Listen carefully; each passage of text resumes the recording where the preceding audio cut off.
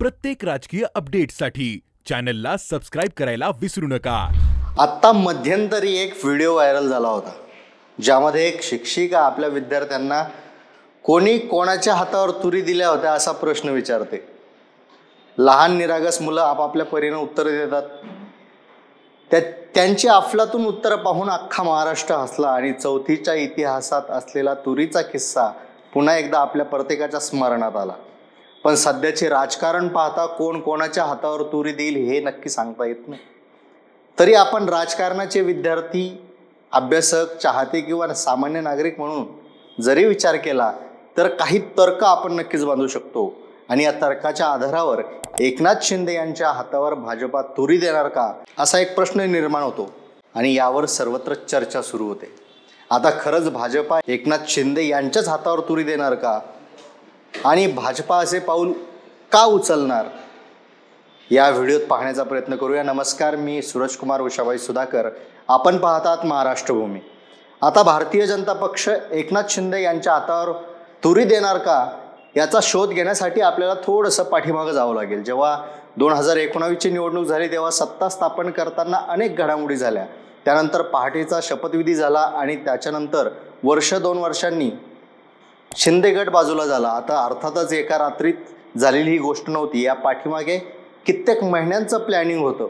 जेव्हा शिंदे गट भाजपात सामील झाला आणि मुख्यमंत्री म्हणून एकनाथ शिंदे यांचे नाव पुढे आलं तेव्हा देवेंद्र फडणवीस यांना उपमुख्यमंत्री सुद्धा व्हायचं नव्हतं असं त्यांनी स्वतःच जाहीर केलं। त्यानंतर पक्षश्रेष्ठींच्या आदेशावरून त्यांनी उपमुख्यमंत्री पद स्वीकारावं लागलं। आता भाजपाचे मुख्य चेहरा असणारे, मुख्यमंत्री पदाची सूत्र सांभाळणारे, महाराष्ट्रातीलच नव्हे तर महाराष्ट्र बाहेरच्या निवडणुकांमध्ये उल्लेखनीय कामगिरी करणारे नेते म्हणून देवेंद्र फडणवीस यांच्याकडे पाहिलं जातं।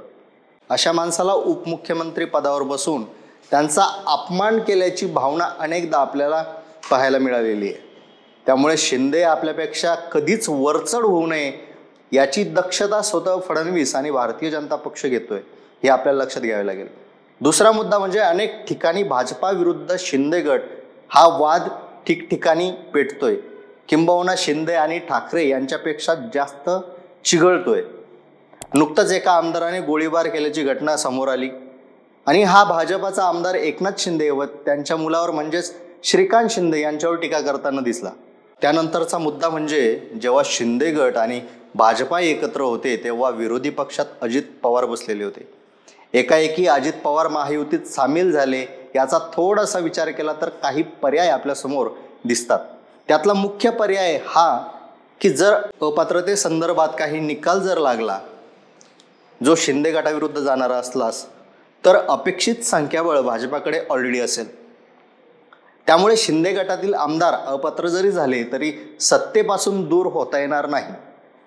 दुसरा उद्देश त्या पाठीमागचा असा असू शकतो की काँग्रेस, राष्ट्रवादी किंवा पुरोगामी विचारसरणीच्या पक्षातील अनेक नेते असे आहेत ज्यांना प्रत्यक्षरित्या भाजपात प्रवेश करता येऊ शकत नाही, पण त्यांना आपला पक्ष सोडायचा आहे।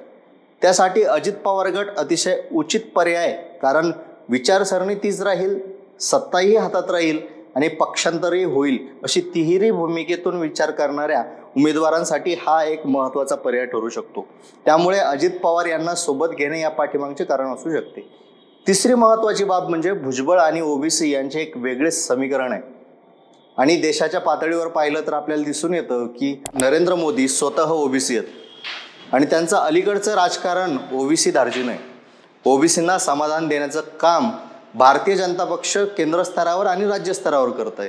त्यामुळे छगन भुजबळ यांना वेळ प्रसंगी आपल्या पक्षात घेतलं तर ओबीसीचा मोठा मतदार वर्ग आपल्याला मिळू शकतो असंही जरांगे पाटलांनी काही दिवसांपूर्वी जी भूमिका घेतली ती फडणवीस यांच्या विरुद्ध दिसली आणि एकनाथ शिंदे यांच्याबद्दल त्यांनी मागच्या बैठकीत कौतुकाचे उद्गार काढले होते। यामुळे भुजबळांना आपल्या बाजूला घेऊन ओबीसी समाजाच्या मतदारांना आपल्याशी आणि अजित पवारांच्या माध्यमातून मराठा समाज बांधव देखील आपल्या बाजूने वळवण्यात भाजपा यशस्वी होऊ शकते अशी चर्चा आहे।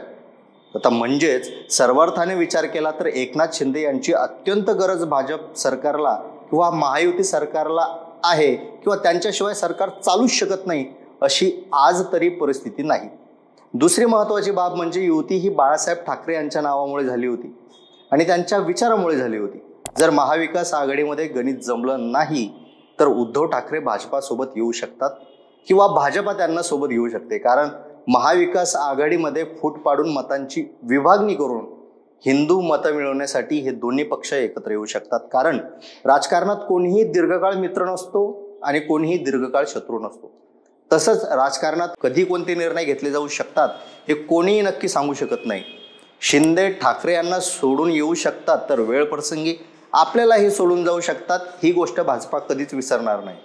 त्यामुळे एकंदरीतच सगळ्या शक्यतांवर विचार केला तर आज तरी शिंदे सर्वस्व आहेत अशी परिस्थिती नाही. त्यामुळे भाजपा कधीही शिंदे यांच्या हातावर तुरी देऊ शकते अशी चर्चा सुरू आहे.